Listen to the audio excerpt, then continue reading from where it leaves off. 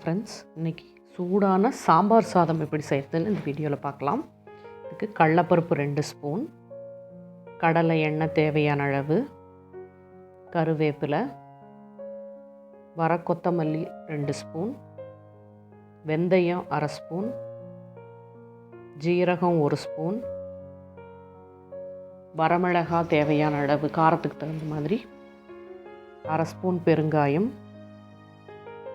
1/2 மூடி தேங்காய் துருவினது, 200 கிராம் சின்ன வெங்காயம், துவரப்பருப்பு 1/4 கிலோ, பெரிய லெமன் சைஸ்க்கு புளி, 1/2 ஸ்பூன் மஞ்சள் தூள், 1 முழு தக்காளி கட் பண்ணது, 1 கேரட் பொடியை கட் பண்ணது, கட் பண்ண முருங்கைக்காய் 2, உப்பு தேவையான அளவு, நெய் 2 ஸ்பூன், கொத்தமல்லி தழை,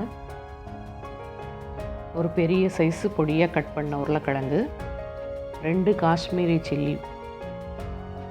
எப்படி செய்கிறதுன்னு பார்க்கலாம்.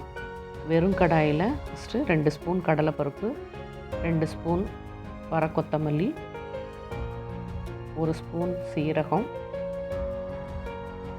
1/2 ஸ்பூன் வெந்தயம், 10 நம்பர் வரமிளகாய், 2 காஷ்மீரி சில்லி, பெருங்காயம் ஒரு 1/4 ஸ்பூன் இப்போ சேர்த்துருக்கேன், கருவேப்பிலை முதல்ல அதை சேர்த்து நல்லா வறுத்துட்டு அதுக்கப்புறம் தேங்காயும் நம்ம துருவி வச்சுருக்கிற தேங்காயும் சேர்த்து இதில் வறுத்துக்கலாம். வறுத்து இதை நல்லா நைஸாக பேஸ்ட் பண்ணிடுங்க. இது நல்லா நைஸாகவே அரைச்சிடணும் நம்ம. இப்போ காயை ஃபஸ்ட்டு தாளிச்சிடலாம். 2 ஸ்பூன் ஆயிலில் 1/4 ஸ்பூன் வெந்தயம், 1/4 ஸ்பூன் சீரகம் தாளிக்கிற கலவை இருந்தால் போதும். தாளிக்கிறதுக்காக ஒரு 5 வரமிளகாய், கருவேப்பிலை, சின்ன வெங்காயத்தை 2ஆக கட் பண்ணால் போதும், கட் பண்ண முருங்கைக்காய்,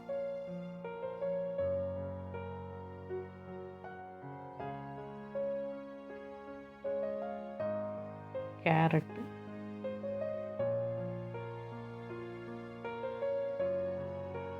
பொடியாக கட் பண்ணால் உருளைக்கிழங்கு, நீங்கள் வேணும்னா பீன்ஸ் வேணுனாலும் சேர்த்துக்கலாம். நான் இது 3 மட்டும்தான் சேர்த்துருக்கேன். இது சேர்த்து நல்லா வதக்கிக்கணும். அதுக்கப்புறம் பொடியாக கட் பண்ண தக்காளியை சேர்த்து நல்லா வதக்கிக்கணும். இப்போ துவரப்பருப்பு நான் ஆல்ரெடி நல்லா வேக வச்சு வச்சுருக்கேன். குழைய வேக வச்சுக்கணும். இப்போ அதில் புளிக்கரைசல் சேர்த்துட்டு இப்போ அரைச்சி வச்சுருக்கிற நம்ம அந்த பேஸ்ட்டையும் இதில் சேர்த்துக்கலாம். இப்போ இதை நம்ம எல்லாம் ஒட்டுக்காக சேர்த்து கொதிக்க வைக்கிறதுனால நம்ம கம்ப்ளீட்டாக இந்த புளிக்கரைசல், பருப்பு, அரைச்சி வச்ச பேஸ்ட் எல்லாம் சேர்த்துட்டு இப்போ வதக்கி வச்சுருக்கிற இந்த காய் எல்லாத்தையுமே இதில் சேர்த்து நல்லா கலந்துக்கலாம்.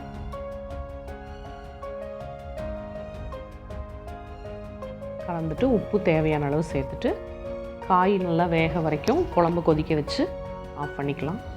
சாம்பார் ரெடி ஆயிடுச்சு. அதை வேறு ஒரு பாத்திரத்தில் ஷிஃப்ட் பண்ணிவிட்டு தாளித்து கொட்டிடலாம். இதுலேயும் தாளிக்கும் போது நீங்கள் ஒரு 1/4 ஸ்பூன் பெருங்காயம் சேர்த்துக்கோங்க. அப்போ தான் நல்லா வாசனையாக இருக்கும். இப்போ சாம்பார் ரெடி ஆயிடுச்சு. நீங்கள் சாம்பார் தூள் போடுறத விட இந்த மாதிரி மசாலா வறுத்து அரைச்சி செஞ்சிங்கன்னா கடையில் வைக்கிற மாதிரியே சாம்பார் சாதம் இருக்கும். இப்போ சாம்பார் நம்ம முதல்லையே கொதிக்க வச்சு இறக்கி வச்சிடணும். சாப்பிடும்போது மட்டும் நம்ம சாதத்தை ரெடி பண்ணணும். இல்லைன்னா உங்களுக்கு அந்த டேஸ்ட் வராது. இப்போ தாளித்து போட்டதுக்கப்புறம் நீங்கள் நெய் சேர்த்துக்கோங்க. 2 ஸ்பூன் வேணும்னா சேர்த்துக்கோங்க. நெய் சேர்த்துட்டா கொஞ்சம் நல்லா வாசமாக இருக்கும். இப்போ சாம்பார் ரெடி ஆயிடுச்சு. இப்போ நீங்கள் எப்போ சாப்பிட்றோமோ அந்த சமயத்தில் சாதத்தை நல்லா குழைய வேக வச்சு இதில் மிக்ஸ் பண்ணி உடனடியாக பரிமாறலாம். இப்போ சாம்பார் சாதம் கடையில் இருக்கிற மாதிரியே அதே டேஸ்ட்டில் ரெடி ஆயிடுச்சு. நீங்களும் ட்ரை பண்ணி பார்த்துட்டு எப்படி இருக்குன்னு சொல்லுங்கள்.